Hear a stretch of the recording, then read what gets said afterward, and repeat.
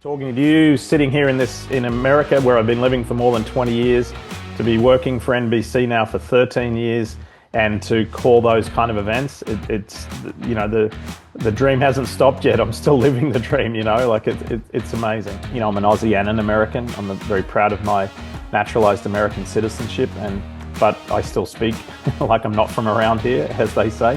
So I'm really proud to have called the Indy 500 as many times as I have, and have those great races and just that experience. And I think that the small little parcel that, hopefully I'll get to call it again one day, but if I don't, hopefully the small little parcel that I'll leave with people is, coming to the green flag, my catchphrase of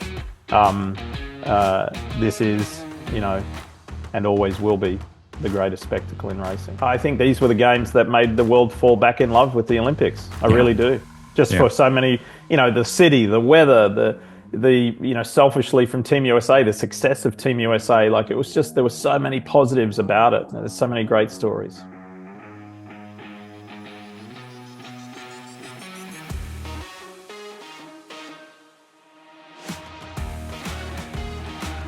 This is Leigh Diffey, and this is Cars and Culture with Jason Stein. You know the voice. He is dynamic. Yeah, last year he was seemingly everywhere, and he's been recuperating lately. How is your knee, Leigh Diffey? Well, I'll answer that in a roundabout way, Jason, because we are recording this relatively early in the morning, and one of the big downsides to having a total knee replacement is sleep and a lack of. And I have gone through this journey with a really good friend of mine, Ricky Johnson, who is a motocross, supercross Hall of Famer. And he had his surgery the day before mine. And one of the things we do is almost a daily phone call or text to see how each other is doing. How's your range of motion? How's your flexibility? What's your pain level? Right from the first few days out of surgery. And the one commonality that we've both struck on is sleep and the lack thereof. And you kind of wake up at 1 or 2 or 1 and 2 and 3 in the morning, and kind of you begin your day a little bit sleep deprived just because of the pain. But I have to say, I'm getting close on 2 months, and it's getting better and better all the time. So recuperation has been a journey, to answer your question. Well, okay, so we're starting the day here with each other. So how's your pain? How's your threshold? How'd you sleep? I mean, let's go through the checklist. Pain is the best that it's ever been. Good. Range of motion is the best that it's ever been. And you kind of have good nights and bad nights. And I had a bad night last night. Woke up 3:20 and just wide awake. Couldn't find a comfortable position. You lay awake for hours, and then you make the fatal flaw of looking at your phone. You know what time it is, and then your brain kicks in. So I'm like, oh, I need to send Jason Stein that text. I forgot to respond before I went to bed last night, or I've got to send that email, or whatever it might be. And you make that fatal mistake, which I know better. But when you're lying awake and you're just kind of staring at the ceiling, I don't want to make too much movement. I want to wake my wife up, and so. But now 2 months in, you kind of get used to operating like that. And just a week ago, I went back to work for the first weekend to cover Monster Energy AMA Supercross. And then that's the next phase of the recovery, because you're dealing with how to go to work, recovering from a major surgery. And that was an interesting experience in itself. It didn't affect my on-air performance, but just getting around, just logistics were interesting. Yeah. Yeah, yeah. I mean, and you don't have much of an off season. So like an athlete, right? If you're going to have something that's done, it's got to be in a certain period of time, in a certain window. Your window is real narrow, isn't it, Leigh? It is. And I have to say, I have not had, it sounds like you're complaining, saying, oh, I had 7 weeks of recovery from a knee surgery. Most people would kill to have 7 weeks off work, right? But we never really stop. You know this as well as I do. We never really stop. There's always Zoom calls, there's always planning meetings, there's always something going on where you're making a phone call, you're texting, you're answering an email, you're doing some form of planning or preparation or something. So I mean, I had my leg up and icing my leg, and I was still working from home in a roundabout way. You had an incredible year last year. Rolex 24 at Daytona, Indianapolis 500, Summer Olympics in Paris. And of course, you ended the year as NBC Sports lead play-by-play voice for the NASCAR playoffs. You had to kind of pinch yourself at some point, I'm sure, during 2024 and just go, well, I know that this was not necessarily where I intended to be in life, but I'm really happy to be along for this ride. Yeah, yeah, it was. Thank you. Thanks for pointing out those very much career milestones in all bundled All into the one same year. year. Yep. My mum was a teacher's aide, my dad was a painter and signwriter, and just led what I would call normal lives, right? Normal. I come from a blue collar family and had a very normal upbringing in the suburbs of Brisbane, Australia. So to be talking to you, sitting here in America where I've been living for more than 20 years, to be working for NBC now for 13 years, and to call those kind of events, it's the dream hasn't stopped yet. I'm still living the dream, like it's amazing. You didn't work at McDonald's or you didn't work at an ice cream store when you were growing up. You worked on a farm. I worked What on a kind tomato farm. tomato farm? So were you actually going to be a tomato farmer? And by the way, you would have had the best voice of anybody in the tomato farming uh, business. no, that just came about as a teenage, after school and school holidays job. And the owner of the farm was my third grade teacher and my third grade teacher's husband. And they, coincidentally or ironically, were American. And so that was my first real exposure to America and Americans. I started working at that farm when I was 14. Picked tomatoes, picked grapes, picked zucchinis. Was out in the Queensland sunshine. I thought I had the best job in the world as a kid, and that exposed me to agriculture and horticulture. And when I was at high school, the school that I attended in Brisbane called Corinda High had an agricultural uh, uh, uh, e- excellence sector. There was a farm on our school where you could study agriculture, animal husbandry, horticulture, you name it. And I did. I was like, sign me up. I love all this. And that's where I thought life was going to take me. I would go and do summer school at various agricultural schools within universities within Brisbane. They had their agricultural sector, and so that's where I thought life was taking me. Certainly not sports broadcasting. And the sports broadcasting only came about because of your passion for dirt bike racing. Yeah. And you took a PA announcing gig, if I know the story correctly, right? You're about 20 years old or so, and all of a sudden your voice is on the local microphone. Yes. Yeah. Just at a racetrack. Just nothing. No. Nothing that fancy. No radio or television. Just just for the people sitting there watching the flat track races. And so it was kind of accidental. Hey, I was a university student, Jason, and they offered me $60. I was like, yeah, sign me up. Yeah, I'll do it. Was it love at first microphone? I think so, just based on the reaction of my family and some of my friends within that dirt bike community who I knew, and they were like, "Oh wow, you got a bit of a knack for this," and I really didn't know that. It's a funny story, and I certainly don't remember it. But when I was a kid, I went to the same primary or elementary school that my mum worked at as a teacher's aide. And she tells me a story that she came out of the admin building one day and could hear my voice on a microphone in the school. And I was in first grade, I was 6 years old. And apparently, I was hosting the first grade pet show. I was like the MC for the first grade pet show. I don't remember it, but so I don't maybe I was destined to end up here.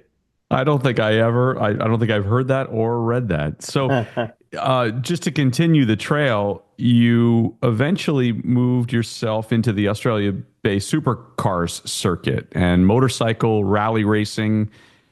Is that accurate? That was the pathway that led to the more prolonged broadcasting. Yeah, yeah. I started when I was 20, as you pointed out, and I would go from one motorcycle club to another purely by invitation because somebody heard me at the previous club. And this is all still at PA level.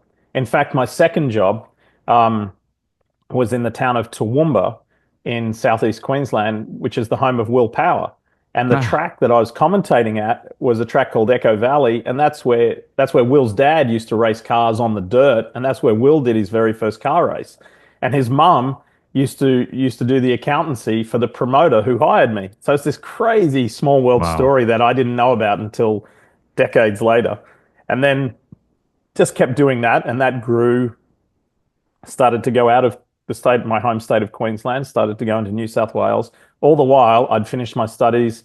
I was doing various jobs before I started teaching school, and even when I was school teaching in Brisbane, the commentary jobs kept growing and growing, and went to from flat track to supercross to motocross. I started traveling interstate. Then don't get carried away. Don't let your imagination get away. The money started growing from $60. So it was a pretty good. There was a lot of growth room. Right. But people started flying me to events, and then I started to get into cars. This is all still PA, no radio, no TV. And then somebody said to me, "Look, have you ever thought of if you kept doing this, if you really pursued it instead of just going along like this is a fun ride, you might be able to make a career out of this." And that was when I was at school teaching, and I thought, well, maybe I should have a go, and let's see how far it can go. School teaching. You were a phys ed teacher, right? Yeah, yeah, at a school Yeah. called Ipswich Grammar in Brisbane. Wow. It's crazy to think that you where you're sitting now and where you were sitting then, what could have been or not been. How did you get to America? Via the UK. I went from I went from Australia to the UK. I met this most wonderful man called Andrew Marriott. I was doing some Formula One launches in the late 1990s when they used to do those big, grandiose Formula One launches. And the network that I was working for in Australia sent me there and covered a couple of Formula One launches. And I met Andrew Marriott. And Andrew, at the time, ran a production company in London. It was also a management company that he and his old partner formed. They had a lot of celebrities. They did a lot of great work, and he just seemed like Mr. Everywhere. He was so connected, and he took a liking to me. I mean, he's helped people like James Allen, who had a very successful career in Formula One and is still in the industry behind the scenes. He's helped so many people, and I was another one on that list. And um, in the late 90s, I rang Andrew seriously every week for about 6 months. I was at Le Mans at the 24 Hours of Le Mans in 1999, and another friend, an older colleague from Australia, said to me, what do you think of all of this? You could be here. You could be in the Northern Hemisphere. Why don't you live my dream and have a go? And that was in the June of 1999, and I rang Andrew Marriott every 6 months. Sorry, every week for 6 months, and within 6 months I was living in London, and I was at the Jaguar Formula One launch at Lord's Cricket Ground in 2000 with Andrew when I got a phone call from the BBC, and they'd offered me a job to call the World Superbikes. I did that for 2 years, plus some World Rally, plus a few other things, and that exposed me to IndyCar or kart because I did a couple of races for ESPN International, and that was the gateway to the US. There we go. And the love of cars or car racing. I mean, I know you already had an affinity for motorcycles, dirt bikes, and back to those dirt bike racing days. But where did the four wheels come in? How did you gravitate toward that? And were you always a fan of uh, uh, open wheel racing? I got introduced to my first ever open wheel race was the second ever race at Surfers Paradise on the Gold Coast, um, and it was through a mate of mine. And because I grew up predominantly, two wheels, everything was two wheels, riding two wheels, watching two wheels. My Right. dad was a motorcycle, and my grandfather was a motorcycle guy, and then it was through mates who really introduced me. In Australia, the biggest race, as you know, is the Bathurst 1000. It's like the Daytona 500 of Australia. Growing up in Australia, of course, we're all fans of that, and you watch it, but staying up late to watch Formula One Grand Prix or something like that, I would do that occasionally, not all the time. Whereas I would watch every motorcycle Grand Prix, and it was through my mates that I got introduced to cars, and then through commentary, once I started commentating on cars, my love really grew. But I still I've had a laugh with Rick Mears, with Emerson Fittipaldi, and Bobby Rahal, because my mate and I happened, even though we were young, we happened to get good tickets to that IndyCar race on the Gold Coast, and it was right on the start finish line, and that was the podium that day. It was Rick, Emo, and Bobby, and all these years later to become friends with them. And I said, "I was my first race. You three were on the podium," so we've all had a giggle about that. And Melbourne, Formula One. I would have to imagine that that would have been in your purview. For sure. Yeah, I worked there like really, really, really early in maybe 1997. Wasn't for the network I was working for. They allowed me to go off and do like a little side project, and then um, would go there lots to do what was called GPTV, which is the big screen experience at the track. And then many years later, the network that I worked for, they got the rights to Formula One. So in kind of every facet, I've done quite a few Australian Grand Prix, but not for a long time, which I miss a lot. So Formula One now, and if we fast forward in your current role, the size and the scope and the impact that it has had on the culture here in the United States. And you and I both know that was never always the case. In fact, you go back to the early 2000s, and there were more foreigners, non-Americans at Indianapolis Motor Speedway for F1's debut there than there were nationals. You got to just I shake your head and say, what an enormous tide that has turned for that sport here. It's You know, going incredible. back to your first days, doing some Formula One work, America was never on the radar. No, no, it wasn't. And to see the to see the transformation of the public's perception and reception of Formula One is really something quite remarkable. We at NBC we had Formula One from 2013 to 2017. It was five full seasons of F1 on NBC, and I can remember going. I was living in Charlotte, North Carolina at the time, and I can remember going to dinner parties or around to friends' houses or whatever, and you'd meet people you didn't know, and they would still say, "Ah, I remember the good old days when Formula One was still live on TV in America." I'm like, "What are you talking about? We're doing live every week."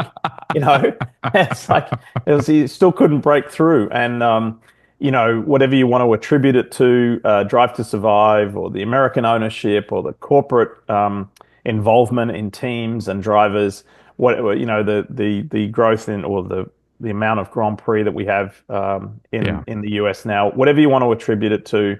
Um, I just I just feel good about walking through airports or somewhere where you least expect to see it, and you see a kid with a Red Bull hat on, or you see an yeah. adult with a McLaren shirt on, or because that just didn't happen for so long, and so whatever you want to point your finger at and say that's the reason why F1 has grown so much in America, so be it. But it's great for the sport that we love. Yeah, it's crazy to think about it. My first race was 1982, the streets of Detroit, and I was surrounded by South Americans. Yeah. I was 11 years old, and I was not with Detroiters watching Ayrton Senna or Michele Alboreto win that race. It's incredible. How about the state of IndyCar now that you're coming out of that season in NBC's contract? Give me the state of where IndyCar is today. I think it's in a pretty good space.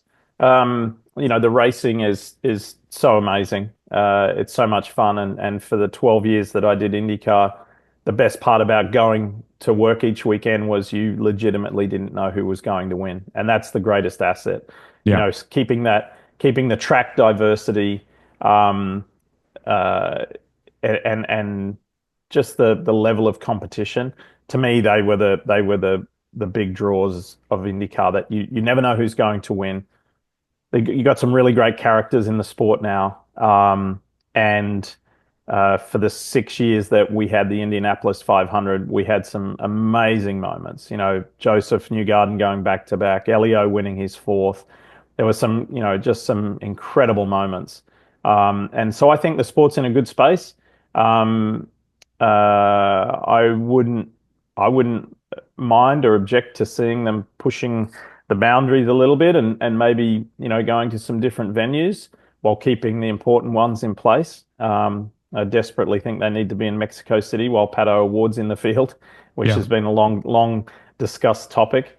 All you have to do is talk about how successful Canada was, with Paul Tracy and Patrick Carpentier and Jacques Villeneuve and Alex Tagliani in the field, or now in more recent years, James Hinchcliffe, etc., Robert Wickens, like, so I wouldn't, I hope for Pato that the series does go south of the border and confirms that. And unfortunately, it could never go back to Australia in the same form. That track at Surfers Paradise has changed.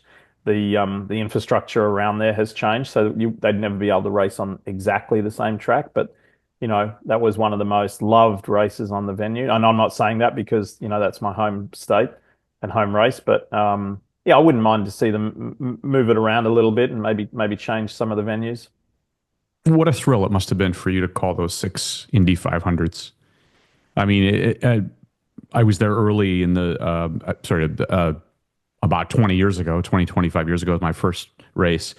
And the history and the culture and the environment and the feeling in the month of May, as it used to be, it had to have been an absolute highlight for you. Amazing, absolutely amazing. And I never thought I'd get to do one. So to have Yeah. done six means the world. Just even if I did one, it would have meant the world. And I feel really fortunate because, as NBC has done so many times for me, they've put the faith and they've believed in me. And, while Jackie Stewart was involved there, and there have been other people with foreign accents be in analyst roles, there's never been a foreign voice play-by-play for the American audience at the Indy 500. And I'm really proud of that. Um, I'm an Aussie and an American. I'm very proud of my naturalized American citizenship, but I still speak like I'm not from around here, as they say. So I'm really proud to have called the Indy 500 as many times as I have and have those great races and just that experience. And I think that the small little parcel that, hopefully I'll get to call it again one day, but if I don't, hopefully the small little parcel that I'll leave with people is, coming to the green flag, my catchphrase of this is, and always will be the greatest spectacle in racing. Yeah. Yeah. Remember it well. Goosebumps here, Leigh. NASCAR. Tell me about the biggest adjustments for you in taking that on.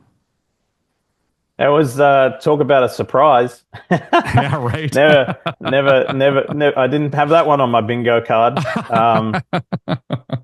I Didn't did think a about little. that when you were doing tomatoes in the I didn't. fields. I certainly didn't. I was really fortunate to do a little bit of NASCAR many years ago, back in the teens. I think in like 16 and 17, I did some Xfinity races and I did two Cup races, and so that was a toe in the water and it was a taste, and I loved it, and it was great, and I thought that was it. So that was pretty cool. I got to work with, the legend Dale Jarrett, and then Hall of Famer Dale Jarrett. I got to work with Carl Edwards, got to work with Kyle Petty, got to work with, Jeff Burton, Steve Letarte. And I just thought that was great. Perfect. Done. Check that box.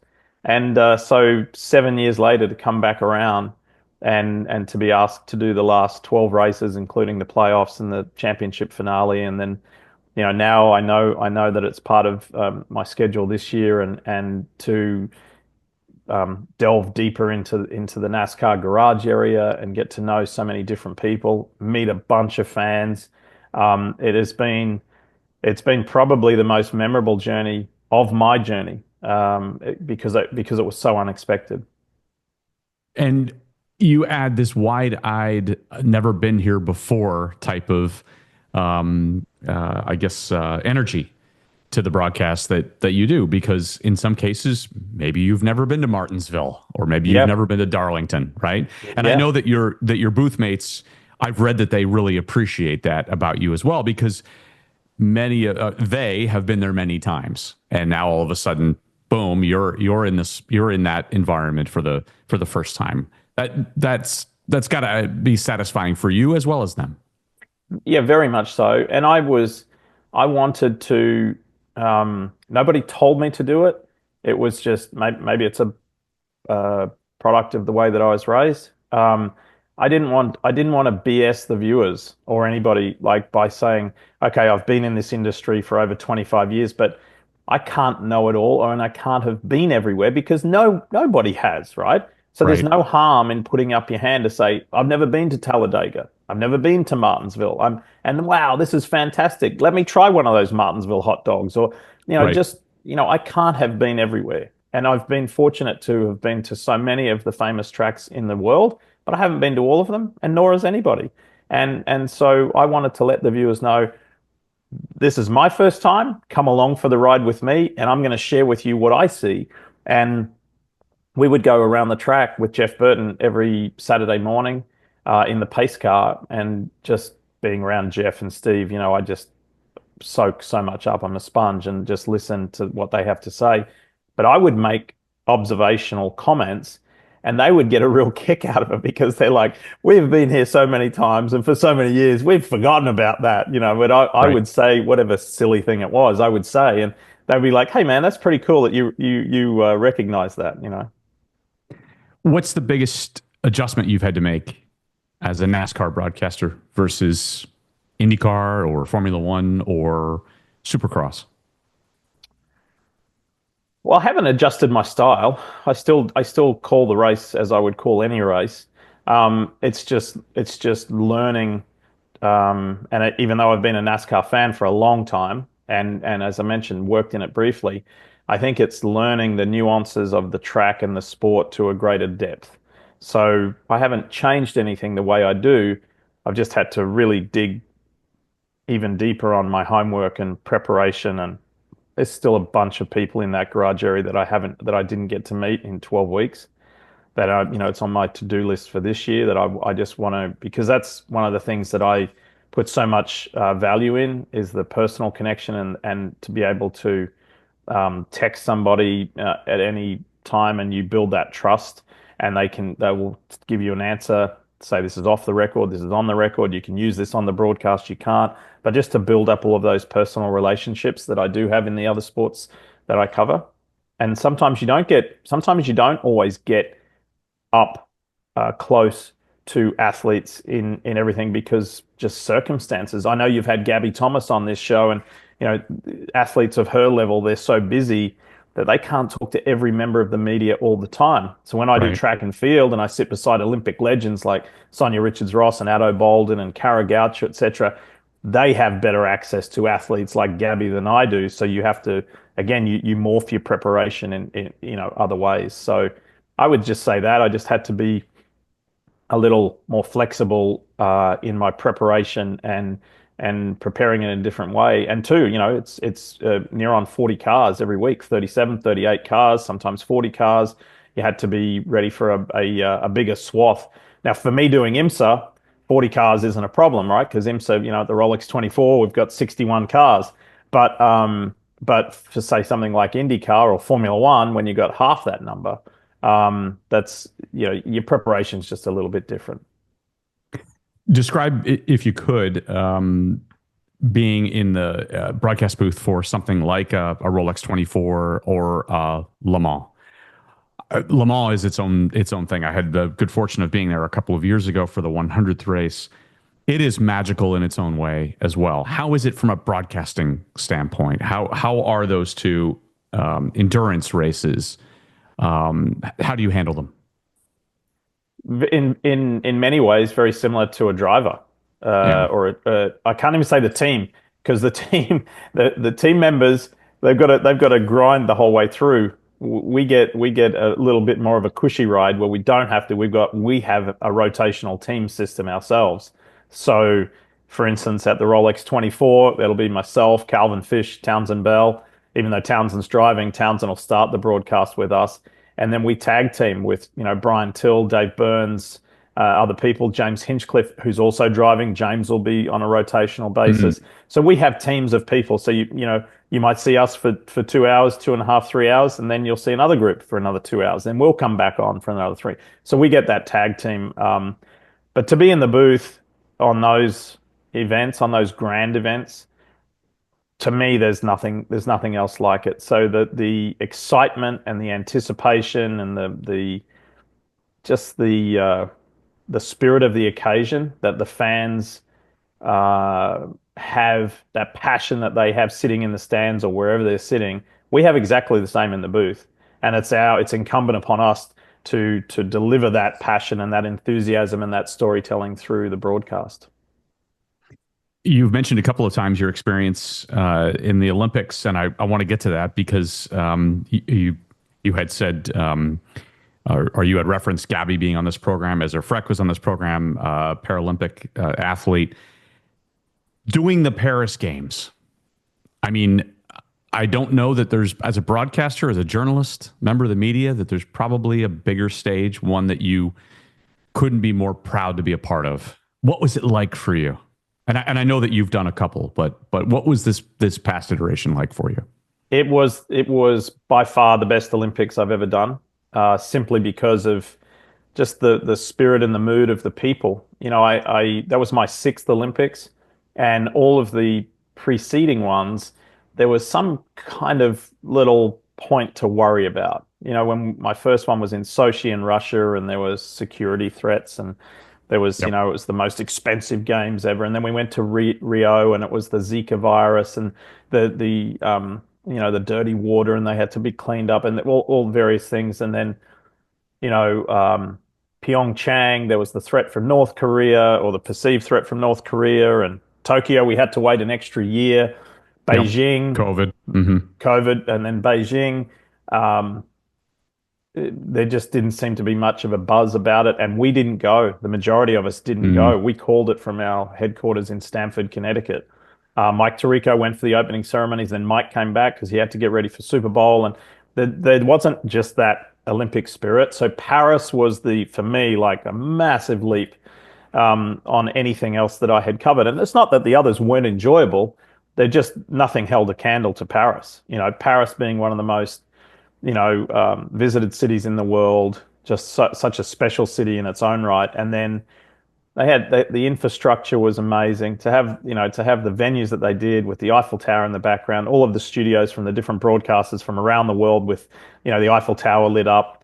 At Stade de France, where we were for rugby and track and field, it holds nearly 70,000 people, Jason, and morning and night it was at capacity, and our hotel was within walking distance. So we would walk with the fans every day to go to work, and they're singing and they're cheering, and they've got their nation's flags, and I mean it was just awesome, and the weather was great. And so to go to work with that kind of spirit every day, it was pretty hard not to be swept up in it every single Yeah, day. absolutely perfect atmosphere. What an Olympics should be. And you just referenced the previous games that had various issues, and it's been sort of an ongoing battle to get this on track. It felt like it was on track this time. I think these were the games that made the world fall back in love with the Olympics. I Yeah, really do. Just yeah. for so many, the city, the weather, selfishly from Team USA, the success of Team USA. Like it was just, there were so many positives about it. There's so many great stories. The favorite moment? Probably the probably the first broadcast inside that stadium, because that ignites hey, okay, here we are. We're at the Yeah. Olympics, and away we go. It's hard to say a favorite moment. Maybe there were two incredible comebacks from American athletes, and one was Quincy Hall in the men's 400, Hmm. and the other one was Cole Hocker in the men's 1500. That were just they looked well. Certainly Quincy Hall looked like he had no chance, and in a matter of seconds ran from fifth to gold, and he's just got a terrific underdog story. And so, I mean, there's so many, but it was an amazing games. Even I mean, the 100-meter men's that was so close too. Oh my It, goodness. Yeah, yeah, right? yeah. Yeah, yeah, yeah. I copped a bit Incredible. I copped a bit of a beating about that one, but you know, I had a blip. I missed it by 5 thousandths of a second, because I thought that the Jamaican had won it. Um, But Noah everybody Lyles, did. Noah Everybody Lyles, did, who Lee. eventually won it, he thought that the Jamaican had won it. Yeah. But Yeah. that's no excuse. I did what I normally do, and I trusted my eyes and my instinct. And I mean, the world feed cameras followed the Jamaican. But Yep. that's the way it goes. I shouldn't, as I mentioned on social media, shouldn't have been as bold as I was just to call it. I should have waited. But five You have thousandths of a second is a pretty slim margin. But anyway, Humans running down a track separated by thousands, 100 thousands of seconds.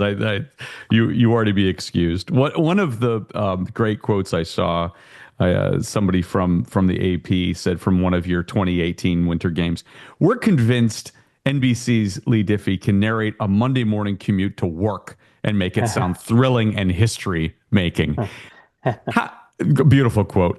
How have you changed as a broadcaster? How have you evolved as you've gone through this journey, back from those first days calling bikes in Australia?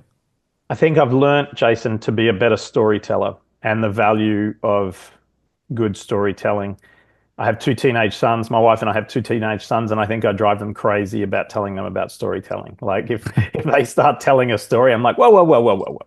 Hang on, back that up a little bit. Let's start with, so I think I drive them crazy. But and I attribute that all to NBC and the Olympic seminars and just the NBC way of helping me understand what good storytelling is. I thought I was a pretty good storyteller anyway.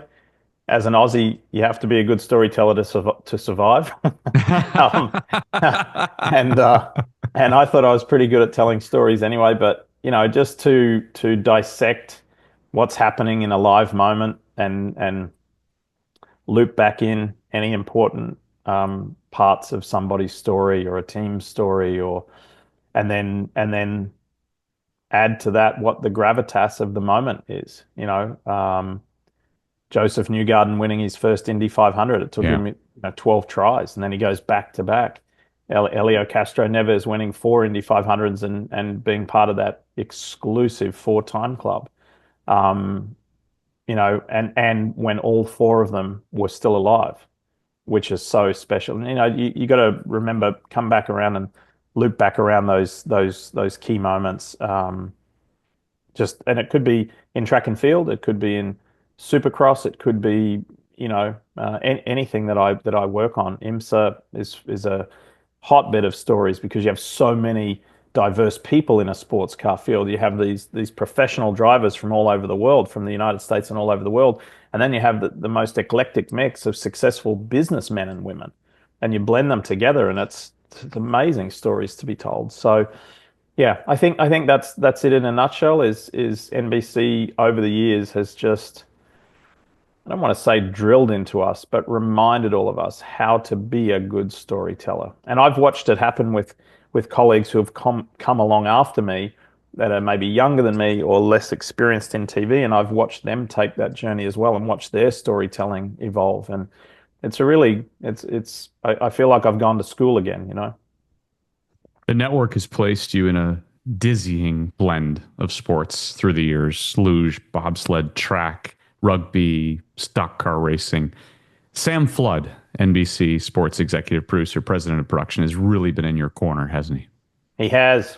He has. Now that comes with positives and negatives because because because he's given me the weightiest of responsibilities, but with that comes expectation. And because he's the boss, he tells me if he's not happy. And I strive to make him not only happy but proud all the time because he's the guy who's given me that responsibility. And so it's almost like a father figure, right? You don't want to Yeah. let your dad down, and not that he's that much older than me. That he's my dad. He'd kill me if he if he hears this, but he's not. He's certainly not that much older than me. But when somebody, again, when somebody sticks their professional neck out for you, Hmm.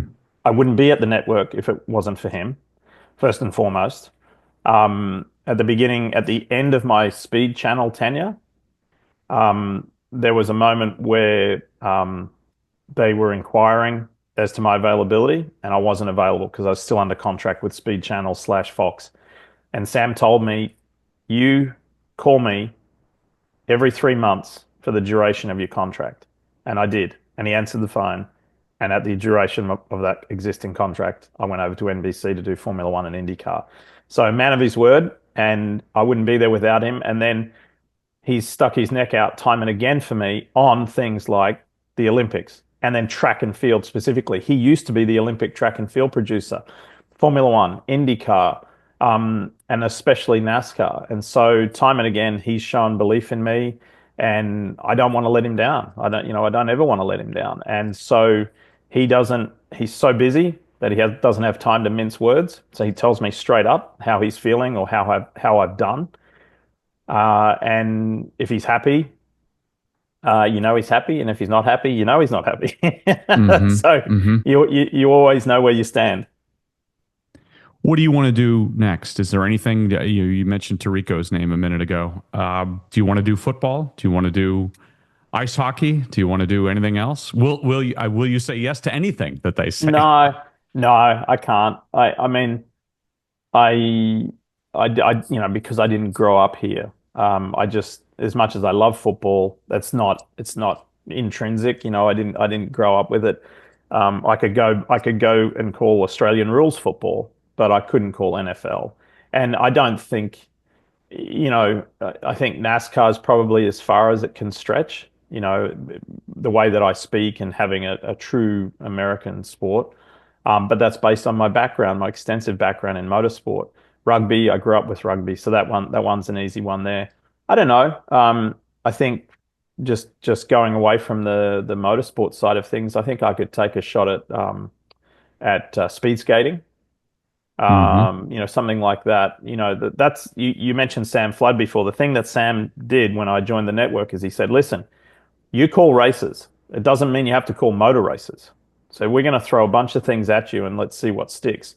And that's where the bobsled, skeleton, and luge came about. And I've already done 3 winter games with that sport and love it. And Milan Cortina's coming up in 2026, which is going to be spectacular.